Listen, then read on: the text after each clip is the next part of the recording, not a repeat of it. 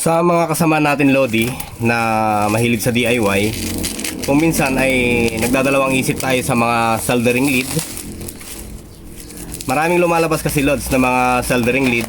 Pangkaraniwan Lodi na ginagamit namin noong araw is Rubicon. Hindi natin sponsor to Lodi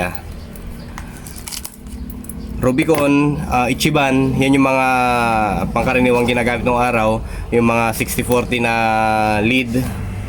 Depende sa diameter, meron tayong tinatawag na 0.8, 0.5 o 1.0, mga ganyan.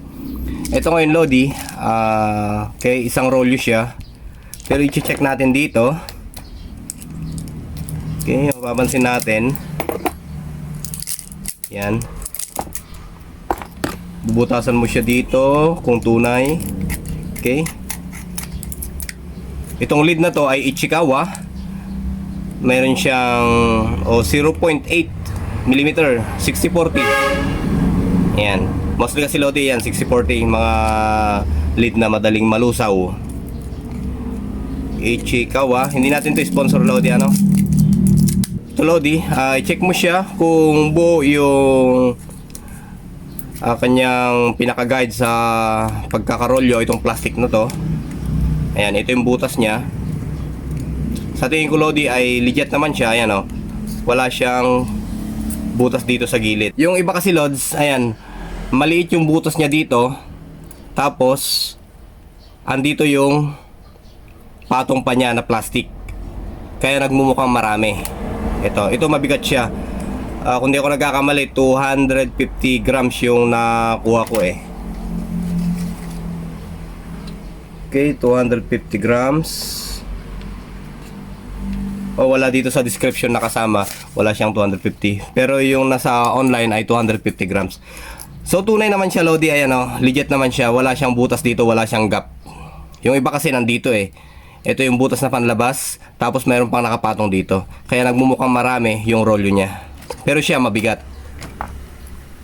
Sa performance naman Lodi, may mga soldering lead kasi na kung titignan natin ay marami, tapos maganda siya. Pero pagka in actual na ginamit mo na ay wala siya doon sa inaasahan mong luto. Okay? Subukan natin to. Ayan.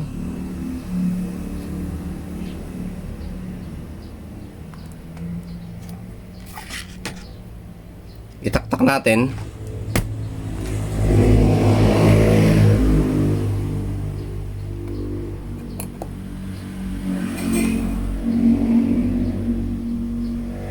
Ayan, mainit-init pa. Okay. Okay naman yung luto niya Lodi. Andito pa rin yung linis niya. Ayan yung kinis ng kanyang luto.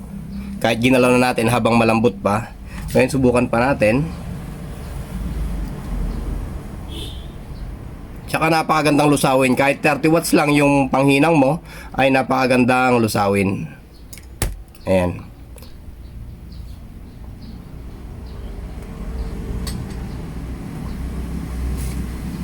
Mamaya balikan natin to. Mainit pa Ayan.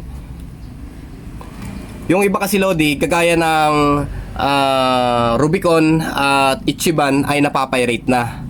Pagka dumating sa'yo, mukhang mabigat, mukhang okay naman siya, pero pagka ginamit mo na ay wala siya doon sa actual na hinang. Gaya nitong mga itong hinang natin dito ay mukhang inapura, pero maski paano ay may kinis naman. Ayan Ayan. Ngayon balikan natin yung ating tinunaw kanina. Ito siya.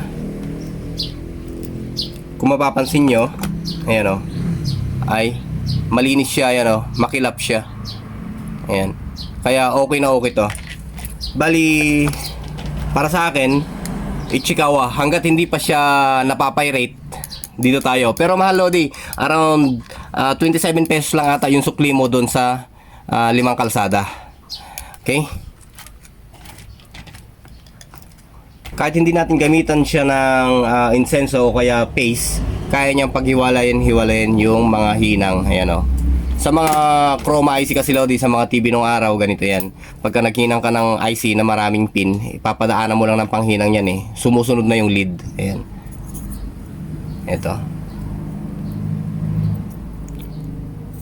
So masasabi ko ay okay ang Ichikawa